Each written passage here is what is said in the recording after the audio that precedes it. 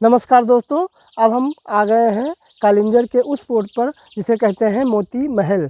इस महल में एक कृष्ण भगवान की मूर्त हुआ करती थी और हीरे मोतियों से ये महल को सजा रखा था और इसी कारण इसको मोती महल कहते थे।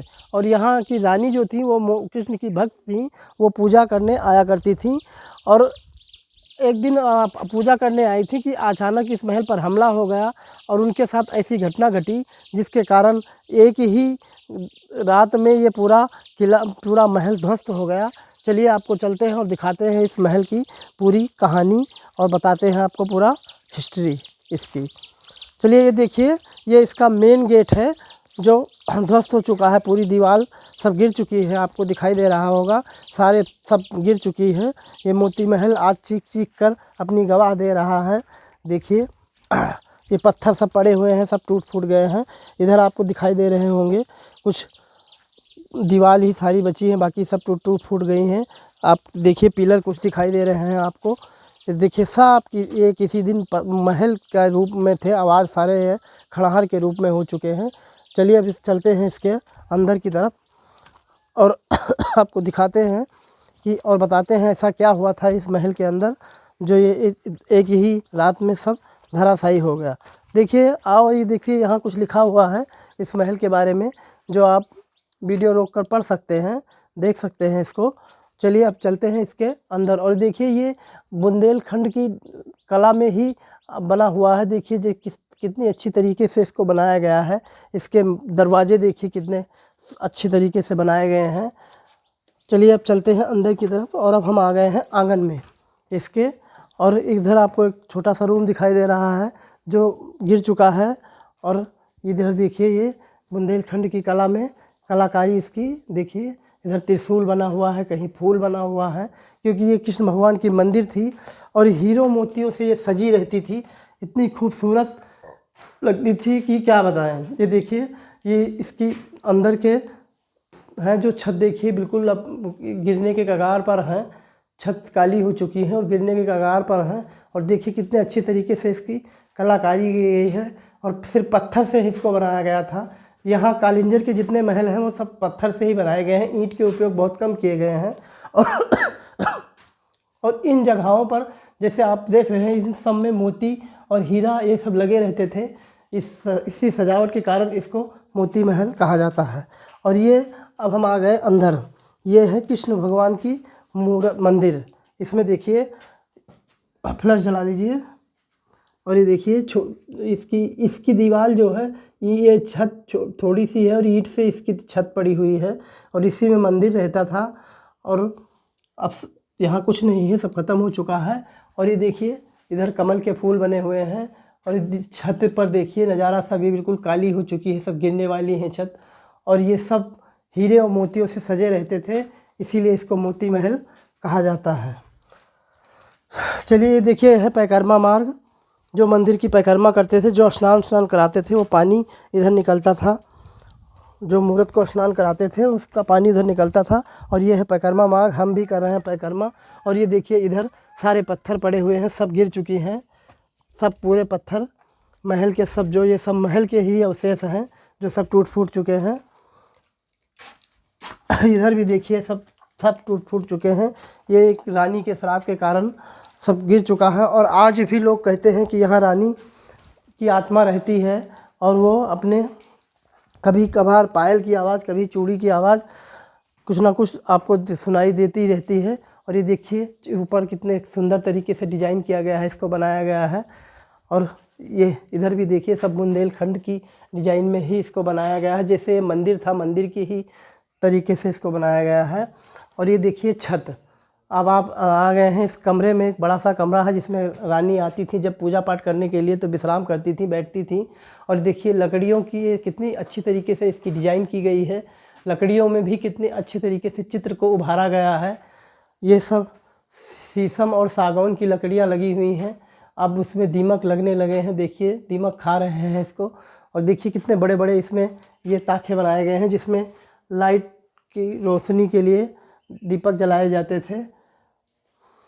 और इधर की छतें टूट चुकी हैं, ये 2 मंजिला थी और ये नीचे वाली टूट चुकी है, ऊपर वाली आपको दिखाई दे रही होंगी, वो भी अब टूटने के कगार पर हैं।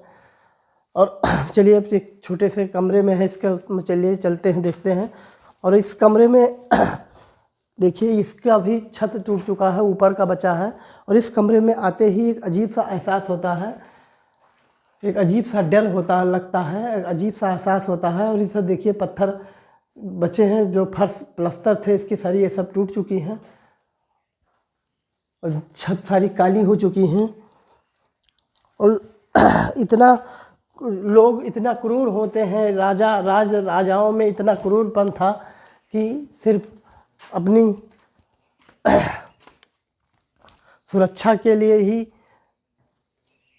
इधर छत पे चल सकते हैं जी ना। चलिए चलते हैं ऊपर की तरफ, देखते हैं अगर रास्ता होगा तो चलिए चलेंगे। वैसे है तो बिल्कुल ये टूटने के कगार पर। अब ज़्यादा तेज़ बोलना भी सही नहीं है, बहुत हल्की आवाज़ में बोला जाए, क्योंकि बिल्कुल टूटने के कगार पर है। एक छोटा सा दरवाज़ा है जो छत पर आ चुका है और ये छत बिल्कुल कंडम हो चुकी है और आराम से रिस्क उठाना ठीक नहीं है। ये देखिए इसकी हम छत पर आ चुके हैं और ये देखिए पूरा छत सब टूटने वाला कगार पर है। बिल्कुल ज़्यादा इस पर आवाज़ करना और ज़्यादा शोर करना ठीक नहीं है। आराम से चलें और चलते हैं इसके सबसे ऊपरी भाग पर।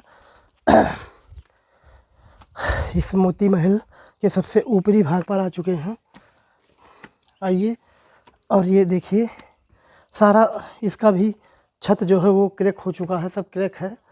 और एक छोटा सा रूम बना हुआ है जिसकी भी छत बिल्कुल कमज़ोर हो चुकी है, टूटने वाली है।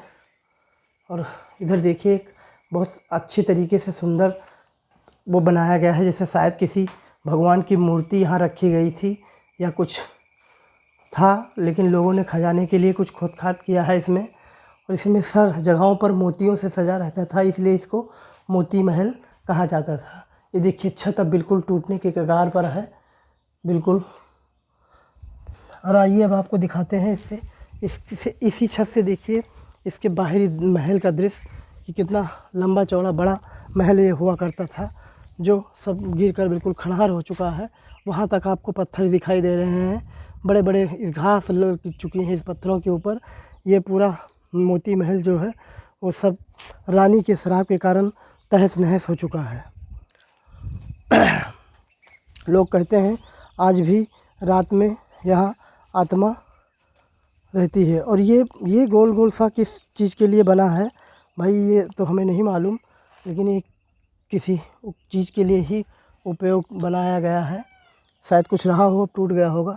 देखिए वहाँ तक आपको इस मोती महल का अवशेष दिखाई दे रहा है, जो कुछ दीवारें अभी भी आपको दिखाई दे रही हैं, जो देखिए कितनी सुंदर डिज़ाइन से बनी हुई हैं और सारी की सारी गिर चुकी हैं और चिल्ला चिल्ला कर ये गवाह दे रही हैं कि किसी दिन कितना खूबसूरत ये मोती महल था, जो आज बिल्कुल खंडहर हो चुका है। वहाँ शायद वहाँ गेट था इसका, वो आपको दिखाई दे रहा होगा, इसका मेन गेट वहाँ था। वहाँ से यहाँ तक ये सारा महल ध्वस्त हो चुका है, सिर्फ वो गेट ही थोड़ा सा दिखाई दे रहा है, जो बहुत ही जंगल हो चुका है, वहाँ नहीं जा सकते हम लोग। और एक अजीब सा एहसास भी यहाँ, डर का एहसास भी है। लोग कहते हैं, यहाँ के स्थानीय लोगों ने बताया है कि यहाँ की रानी की आत्मा आज भी यहाँ रहती है। देखिए कितनी सुंदर से खम्भों में इसकी कलाकारी की गई है, प्रकृति उजारी गई है कितनी सुंदर तरीके से। चलिए अब चलते हैं धीरे धीरे नीचे की तरफ और बहुत आराम से और संभल के चलना रहा है, क्योंकि इसकी छतें जो है बिल्कुल कमज़ोर हो चुकी हैं।